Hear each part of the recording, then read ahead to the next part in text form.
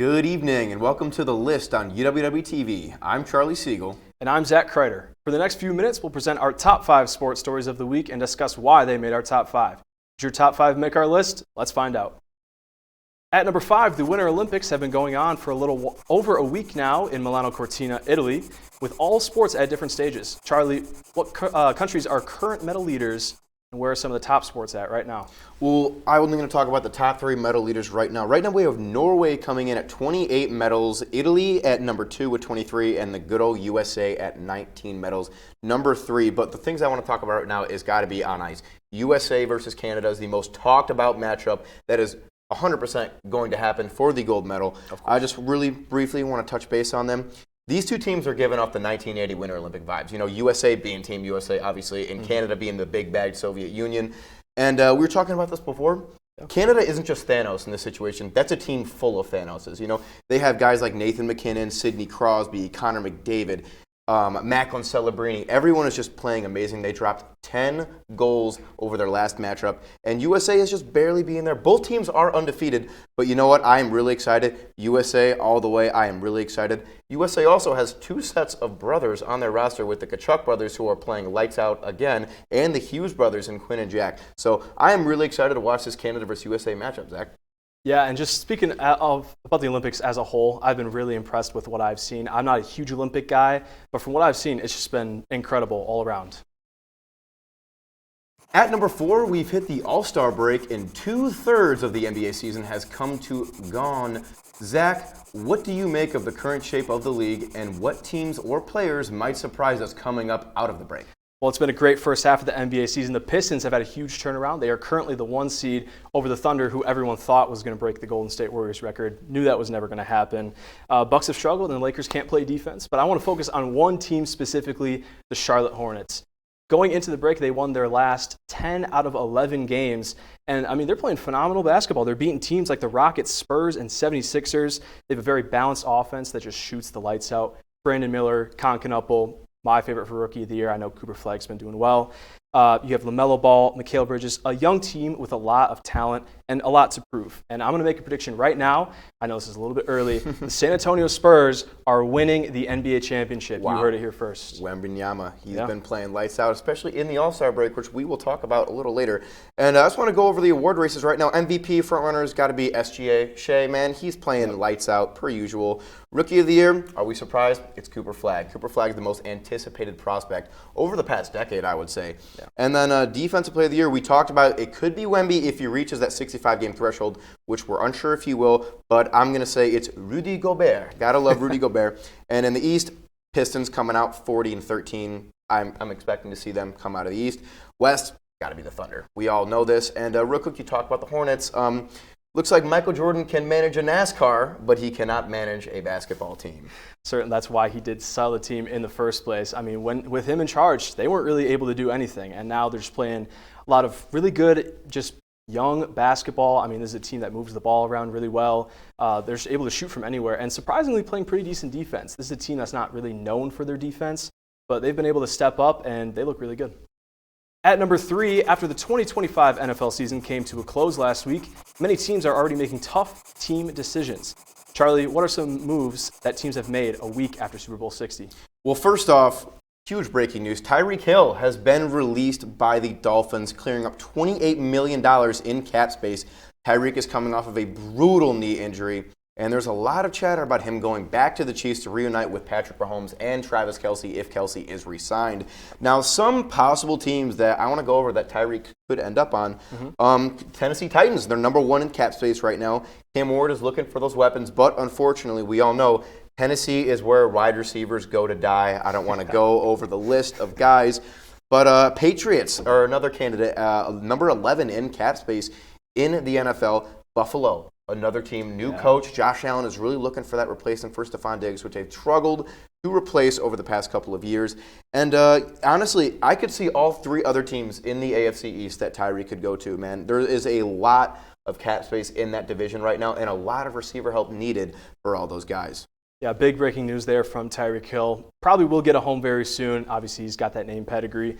The new league year starts Wednesday, March 11th. That's going to be at 3 p.m. So we're certainly going to see a lot of moves, whether that be cuts or possibly trades. I think we could see a lot of trades before that deadline.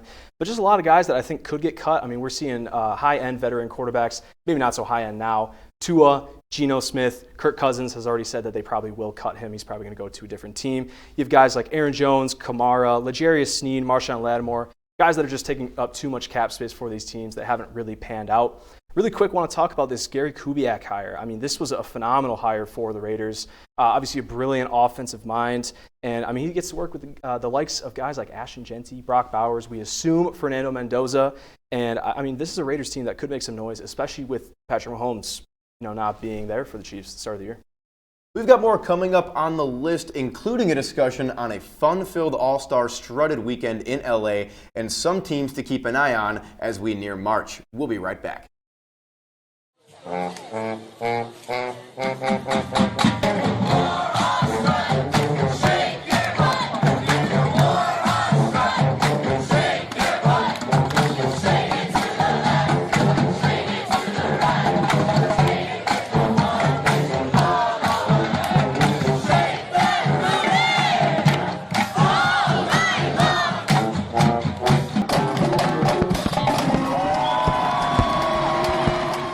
Welcome to the show. Josh, let's take a look at some highlights from this last game here. What a performance by the UWW-TV staff in this one. Absolutely. Look at this clip. Bree is going to signal for Ryan to cut to camera 2, but instead Ryan's going to cut to 3, and that's where things might take a turn.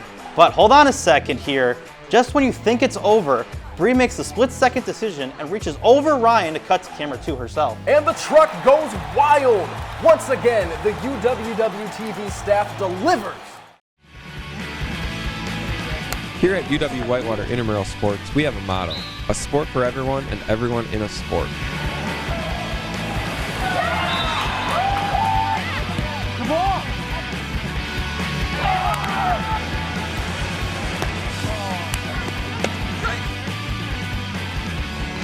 Stepped it anyways. Oh, she got that off, and they're going to count it. Had a blast. Always have fun at intramurals. Every day we strive to go above and beyond that goal by providing healthy exercise, promoting leisure education, and giving students that competitive atmosphere they are looking for. Yes! Yes!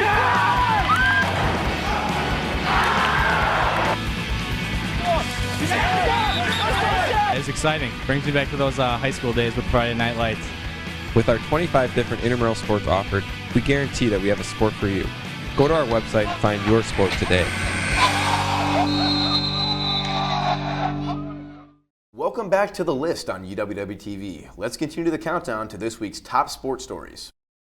At number 2, the NBA All-Star Weekend was in LA. The weekend and the association has a lot going on for its break in the season. Zach, let's recap the All-Star break and all of the entertainment that happened.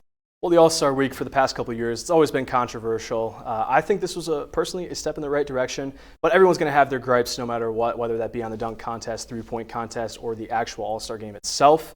I was not a fan of the dunk contest. I mean, this was a really bad week to be a fan of the Lakers because Jackson Hayes, I mean, I don't know when a regular dunk became something you do in the dunk contest. That was never getting a 50. I don't know why he did it. But honestly, in terms of the actual All-Star game itself, the round-robin format, I thought it was a step in the right direction. I thought teams actually played pretty well in terms of the effort that was given. Specifically, Anthony Edwards and Victor Wembanyama, they really stepped up and actually played some pretty good ball. You could tell that they wanted it. You can tell that they were into it and wanted to play hard. And honestly, I really appreciated that. Obviously, Anthony Edwards, All-Star Game MVP, 13 points in Game 1, 11 points in Game 2, and a very all-around performance in the championship game where it was just a blowout. Very much a passing of the torch moment, I would say, from these older guys to the young guys. But yeah, overall, I mean, a little bit confusing in terms of the round-robin format, but I don't really have too many gripes. I think that it was a step in the right direction. Yeah, I'm going to have to agree with you here. It's kind of league-wide for almost every professional sports league. Yeah. These All-Star games are just no good. Aside from the NHL, which we talked about in the past, and they're in the Olympics right now, but everything just seems there's no effort, and that actually leads me into what I want to say. And you mentioned it before. Anthony Edwards and Victor Wembanyama were the only two that really showed effort, and it's really nice because these are the two highlight young talent studs of the league right now. And there's kids growing up that they didn't get to experience the All-Star games that we got to watch. All these great players coming together on dream teams, and it's really, really fun. And Victor Wembanyama, real quick, 33 points, 8 rebounds, 3 blocks for an All-Star game, not too bad. And our top story of the week, the NCAA men's basketball season has been a whirlwind. There have been a lot of movement throughout the top 25. The Wisconsin Badgers are one of the hottest teams in the country right now. Love to hear that. After taking 3 top 10 opponents this season, 2 of them in a recent 3-day span. Charlie, what teams are getting hot and what teams are not, as we were about a month away from the big dance? Well, I'm going to cover the teams that are not. The 2 teams that were, but no longer are. Arizona has dropped in the rankings from 1st to 4th after going on a 2-game losing streak to Kansas, losing by 4, and Texas Tech losing by 3. Now, Arizona was the favorite going in here. This is a big step. It's kind of wide open. Like we're talking about now, the Badgers have a clear, great opportunity to come in and be number 1. BYU, Richie Saunders is out for the season after an ACL injury. He was having a great season so far. Unfortunately, injuries suck, and the injury bug is catching Richie right now. Richie was a staple guard, and now it's up to Robert Wright III to step it up here if they want to compete for championship.